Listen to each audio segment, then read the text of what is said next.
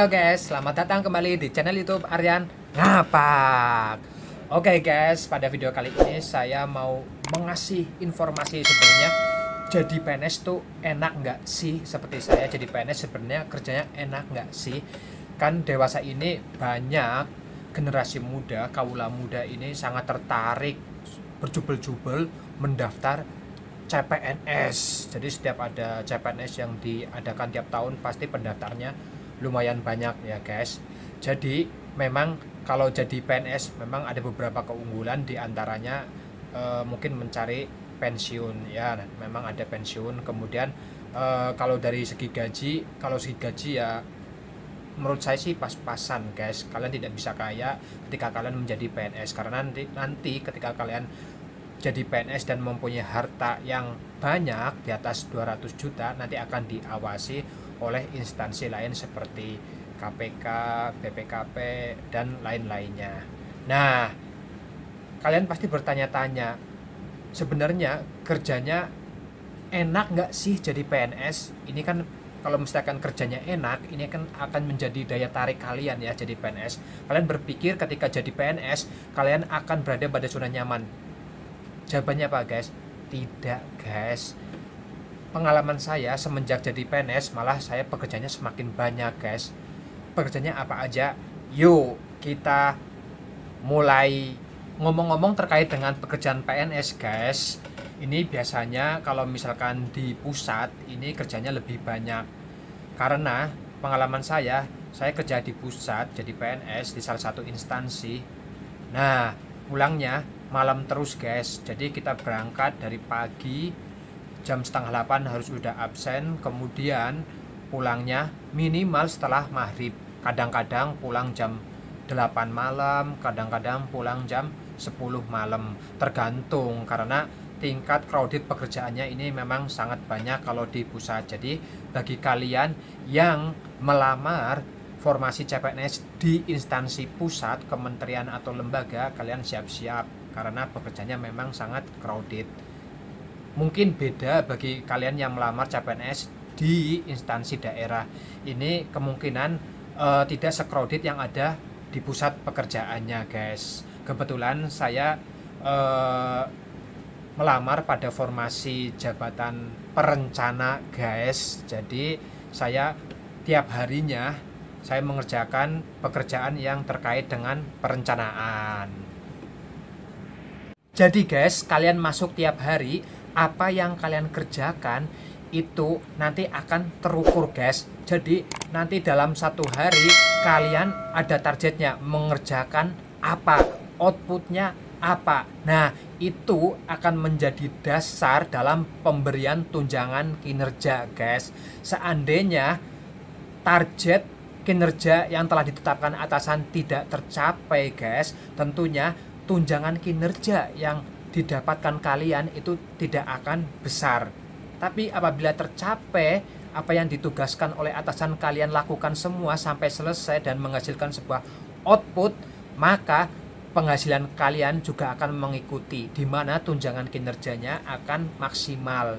Jadi nilainya akan lebih tinggi. Jadi bagi kalian yang jadi PNS nanti malas-malesan, itu juga penghasilannya akan mengikuti males-malesan guys. Seperti itu. Makanya nanti ketika kalian jadi PNS, kalian jangan malas-malesan, karena kalian bekerja nanti harus menghasilkan suatu output guys, dan itu akan dinilai untuk tunjangan kinerja kalian. Seperti itu guys. Kalau bagi kalian yang masuk PNS ini berpikir bisa malas-malasan, tidak guys. Karena jadi PNS ini sangat disiplin guys, terutama ketika semenjak ada COVID. Ini kan ada kerja kerja di rumah dan kerja di kantor, WFH dan WFO. Nah, hampir semua instansi ini sudah merubah sistem absensinya menggunakan sistem. Jadi kalian nanti absennya tidak lagi di mesin absensi, tapi kalian absennya nanti di HP guys. Nah, kalian bisa absen ketika kalian ini sudah ada di kantor guys. Jadi kalau misalkan kalian absen ternyata lokasi kalian tidak di kantor atau di luar, kalian itu juga bisa beralasan guys. Kalian misalkan alasannya meeting, kalian tulis kalian meeting kayak gitu, tetapi syaratnya kalian itu harus ada perintah dalam bentuk surat tugas dari atasan kalian di level eselon 2 seperti itu. Kalau nggak ada surat perintah itu, nanti kalian dianggap telat. Nah, kalau seandainya kalian selalu telat walaupun sedikit, cuma 5 menit, nanti diakumulasi terus selama setahun. Seandainya diakumulasi itu sampai totalnya 36 hari, kan sehari dihitungnya 8 jam, sampai 36 hari, maka kalian akan dipecat guys secara tidak hormat. Seperti itu guys, nggak enak jadi PNS. Oke guys, hari ini saya masuk kerja dan langsung dikasih tugas terkait dengan tugas perencana guys. Kebetulan saya kan jabatannya jabatan fungsional perencana. Jadi biasanya atasan memberi tugas yang berkaitan dengan perencanaan, baik perencanaan program maupun perencanaan kegiatan. Apa aja yang saya lakukan jadi PNS guys? Oke guys, hari ini pekerjaan saya yang pertama adalah saya disuruh untuk menyusun renja, yaitu rencana kerja instansi. Nah, kebetulan kemarin pagu alokasi anggaran setiap kementerian lembaga ini baru turun. Nah, kemudian oleh instansi saya dibagi ke dalam unit kerja, dapat masing-masing berapa. Nah, setelah dapat anggarannya, kemudian mereka disuruh bikin rencana kerja. Nah, saya disuruh untuk mengumpulkan rencana kerja tiap unit kerja. Nah, kebetulan saya sudah meminta ke semua unit kerja untuk mengumpulkan rencana kerjanya. Nah, setelah itu ngapain guys? Setelah itu saya telaah guys, apakah rencana kerja yang diusulkan, baik program kegiatan maupun anggarannya, ini sudah sesuai dengan kaidah perencanaan dan penganggaran. Misalnya di dalam rencana kerja suatu unit kerja diusulkan untuk merelokasi penduduk yang ada di lereng pegunungan. Nah, usulan tersebut perlu ditelaah. Sebenarnya usulan tersebut apakah sudah ada lahan yang disiapkan oleh pemerintah daerah. Misalkan kalau belum, ya jangan di ACC, jangan diteruskan, karena nanti apabila diteruskan itu dampaknya maka kegiatan tersebut tidak akan berjalan lancar. Kemudian dianalisa juga apakah penduduk yang akan direlokasi itu memang mau untuk pindah. Nah, rencananya ini dipindahkan ke daerah pinggir pantai. Nah, ini kan tentunya terjadi perubahan yang sangat drastis di mata pencahariannya. Kita harus berpikir ke sana. Yang tadinya di pegunungan sebagai petani, kemudian jadi nelayan.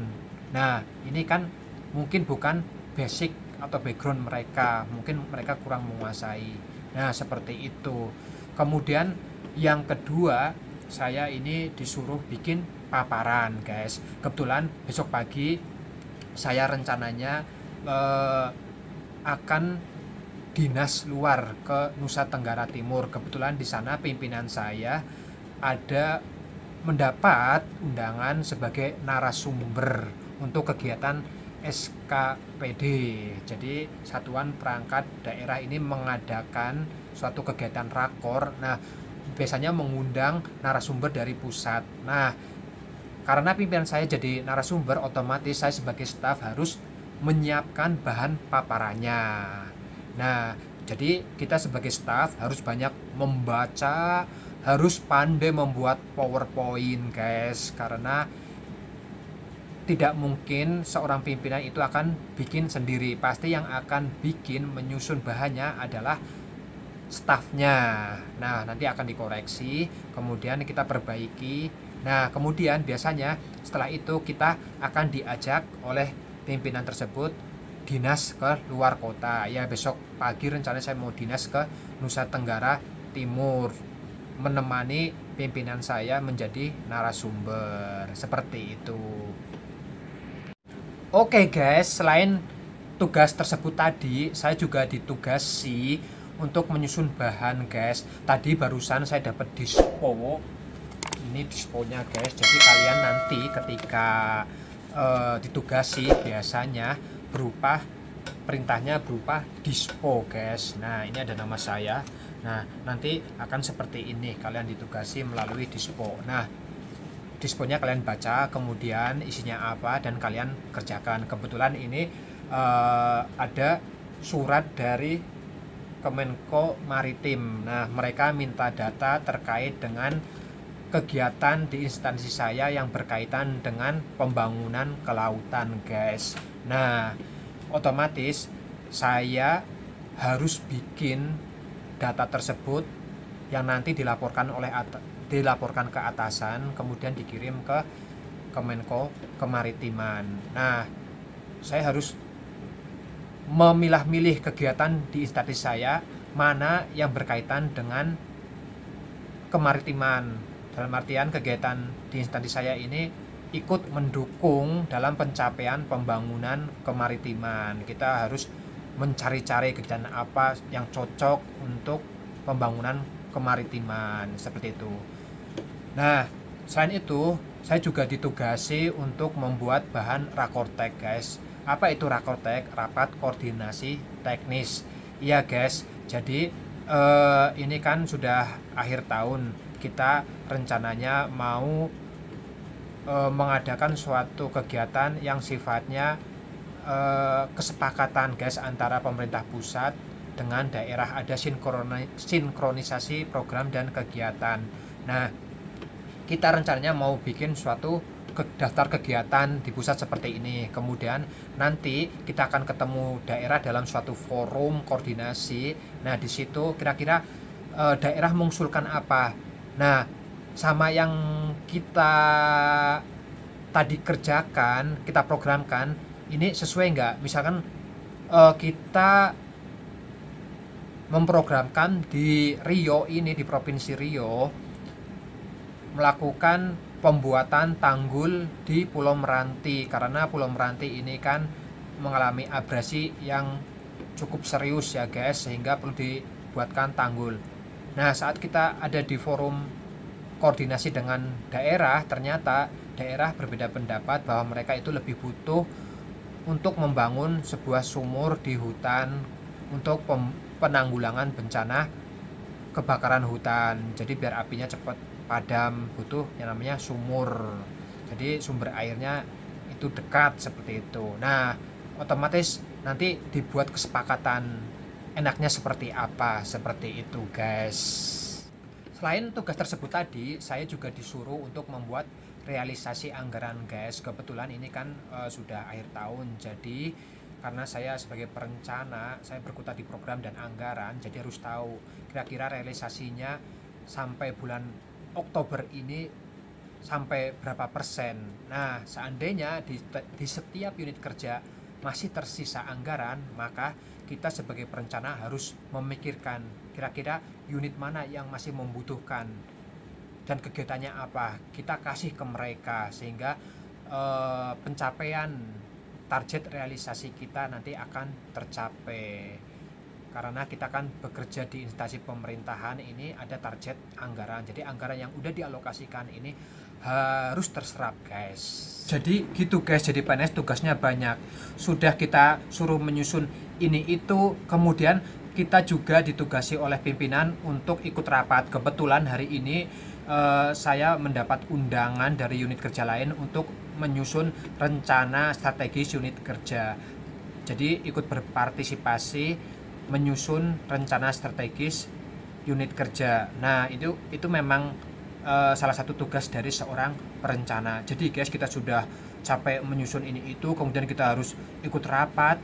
Nah, biasanya rapatnya itu akan mulai jam 4, kemudian sampai maghrib. Nah, guys, padahal di sisi lain saya kan ini adalah jabatan fungsional perencana, di mana saya apabila mau naik jabatan, mau naik pangkat, harus mengumpulkan angka kredit atau dupak, guys. Jadi kalau misalkan saya mau naik pangkat, ini nggak bisa secara otomatis 4 tahun sekali. Seorang JFT kalau mau naik pangkat harus mengumpulkan dupak atau angka kredit, berupa, kalau saya kan perencana, berupa laporan, guys, makalah, kajian. Coba bayangkan, guys, setelah maghrib saya juga harus berpikir terkait dengan karir saya, kenaikan pangkat saya.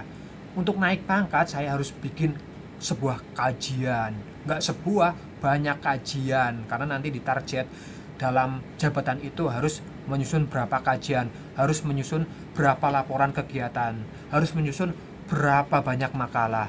Nah, otomatis tadi kan rapat sampai maghrib ya guys. Setelah itu saya bikin dupak atau angka kredit. Nah, dalam menyusun suatu kajian itu kan perlu pemikiran yang sangat ekstra.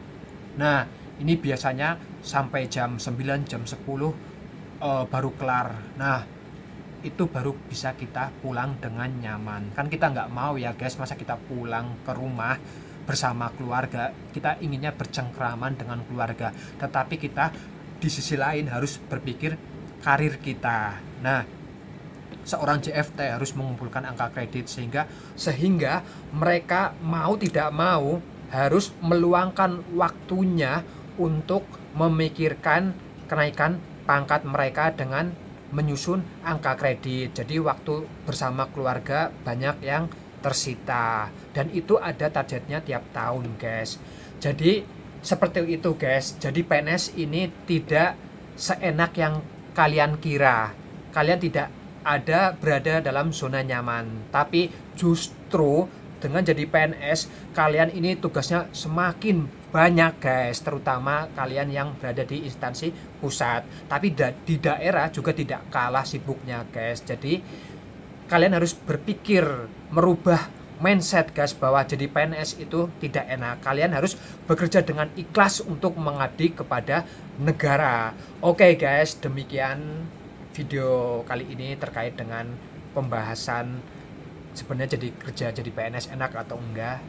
Nah, kalian pasti sudah tahu jawabannya seperti apa ya guys. Silahkan kalian jawab sendiri. Kalian tinggal pilih, tetap mau jadi PNS atau kalian mau tetap di swasta. Oke guys, demikian informasi dari saya. Semoga informasi yang saya sampaikan ini bermanfaat bagi kalian semua, terutama bagi kalian yang lulus jadi PNS. Semoga kalian menjadi PNS yang amanah dan ilmunya bermanfaat untuk negara.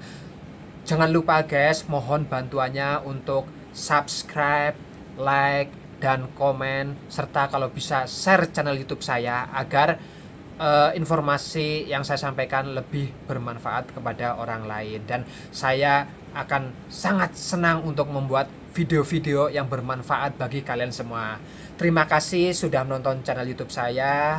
Mohon maaf apabila ada kesalahan dari tutur kata saya. Billahi taufiq wal hidayah. Wassalamualaikum.